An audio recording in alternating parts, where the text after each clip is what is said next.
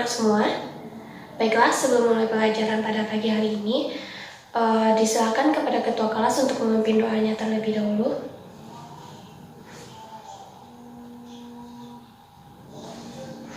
Baik, sebelum memulai pelajaran pada pagi hari ini, Ibu akan mengambil absen terlebih dahulu.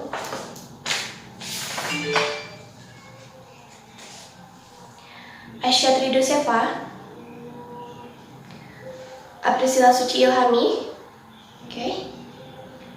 Nova Yolanda, Sandiria Taurisia, Rama Putri Wulanda. Baik, semuanya hadir ya.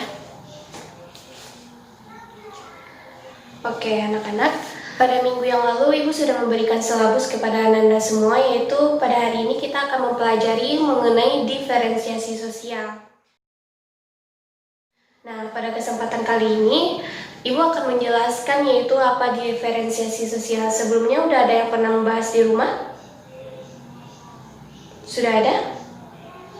Oke, baiklah. Langsung saja Ibu akan menjelaskan yaitu mengenai pembelajaran kita pada hari ini, yaitu mengenai diferensiasi sosial. Nah, anak-anak semua, sadarkah Anda bahwasannya masyarakat kita selalu terdiri dari individu-individu dengan latar belakang yang berbeda? Sejak kecil, kita pasti pernah merasakan bahwa teman-teman kita di sekolah ada yang berbeda dengan kita.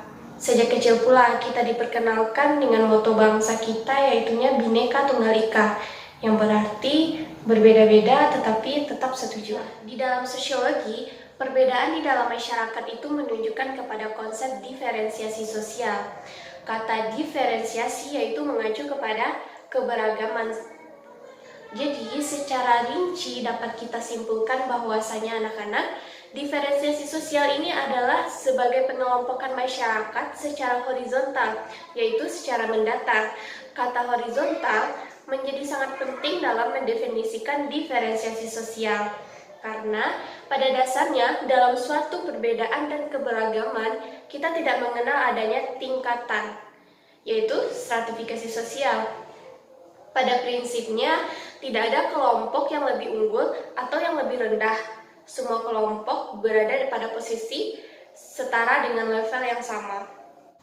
Nah, anak-anak, di sini para ahli juga mengemukakan pendapatnya, yaitu menurut Sujono Sukanto, dia mendefinisikan diferensiasi sosial merupakan bentuk variasi profesi kerja dalam masyarakat yang dianggap sebagai sebuah presise tanpa memberikan perbedaan-perbedaan yang nyata. Nah, jika ditelaah lagi, diferensiasi sosial tentu saja mengarah pada perbedaan yang ada dalam lapisan masyarakat. Namun, dalam perbedaan-perbedaan tersebut tidak ada yang dikatakan lebih baik atau yang dikatakan lebih buruk. Nah, sehingga dapat dikatakan bahwasannya perbedaan yang dihasilkan oleh diferensiasi sosial berupa perbedaan yang tidak memiliki tingkatan atau jenjang. Dengan kata lain, perbedaan yang muncul yaitu bersifat horizontal.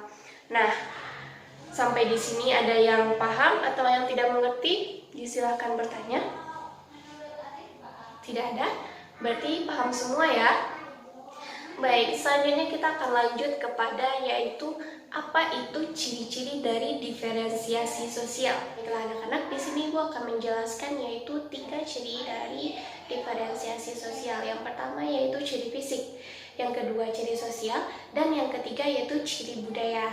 Nah, baiklah kita akan membahas satu persatu ya. Yang pertama yaitu ciri fisik. Nah, apa nih yang dimaksud dengan ciri fisik?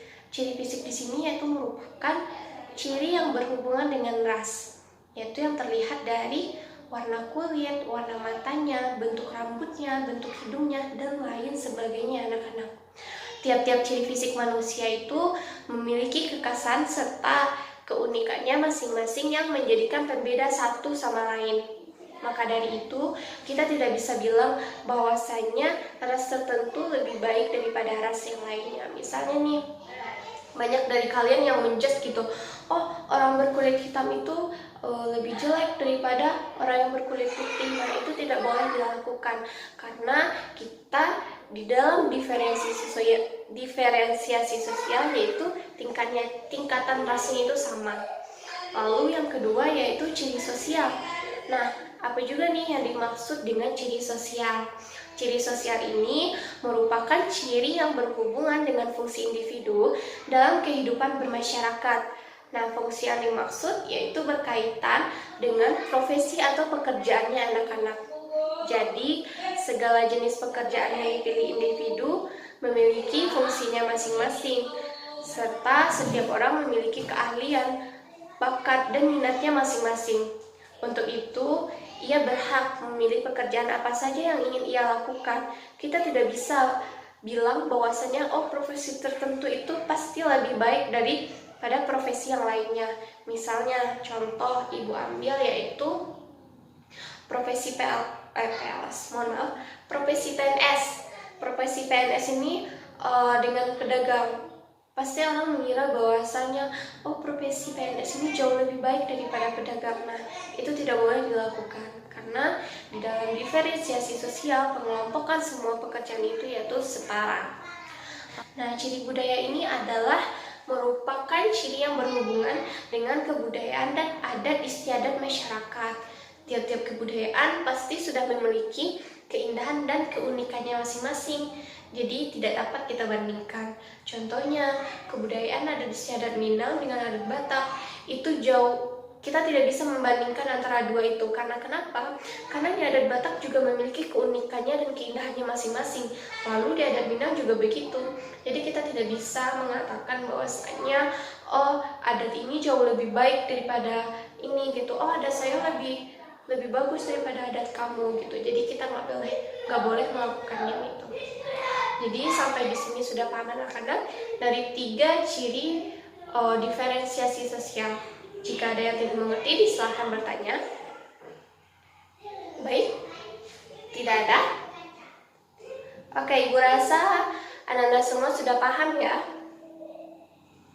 Baiklah, kita lanjut yaitu, dari kita mempelajari pengertian diferensiasi sosial, kita sudah tahu ciri-cirinya, kita juga harus tahu contoh-contoh dari diferensiasi sosial itu sendiri. Baiklah anak-anak, itu Ibu akan membahas ada banyak sekali contoh nyata dari diferensiasi sosial yang mungkin kamu lihat dalam kehidupan sehari-hari. Misalnya, jika kita melihat dari segi budaya masyarakat Papua pastilah berbeda dengan budaya masyarakat yang di Jawa. Akan tetapi, sebetulnya perbedaan yang ada itu meskipun signifikan, tidaklah penting untuk selanjutnya dijadikan pembatas antara keduanya. Hal ini karena baik masyarakat Papua maupun masyarakat Jawa sama-sama memiliki hak dan juga kewajiban yang sama di mata negara dan hukum. Nah, dari sini anak-anak, Ibu harap Anda pasti mengerti bahwasanya perbedaan itu bukanlah selalu menjadi hal yang paling ditonjolkan. Nah, kita juga lebih paham kenapa Indonesia memiliki semboyan yaitunya Bhinneka Tunggal Ika, yang artinya berbeda-beda tetapi tetap satu jua. Jangan sampai ada perbedaan-perbedaan yang bersifat horizontal yang menyebabkan gesekan di antara kita. Jadi untuk itu, Ibu harap Anda semua paham apa yang telah Ibu jelaskan. Bagi yang tidak mengerti, silakan bertanya. Angkat tangannya kalau ada yang tidak mengerti. Baik, Ibu rasa apa yang telah Ibu sampaikan Anda semua setelah paham. Jadi anak-anak, untuk tugas minggu depan yaitunya Ibu meminta semua kepada Anda semua yaitu untuk mencari gitu apa saja baiklah, untuk tugas minggu depan untuk kalian semua, Ibu ingin kalian mencari yaitu pengaruh dan dampak diferensiasi sosial pada kehidupan bermasyarakat. Anda semua cari materinya dan Anda semua yaitu membuat 5 pertanyaan masing-masing Anda dan akan kita bahas minggu depan. Mungkin sekian Anda semua untuk pembelajaran kita pada hari ini. Ibu rasa tidak ada pertanyaan. Langsung saja Ibu akhiri. Assalamualaikum warahmatullahi wabarakatuh.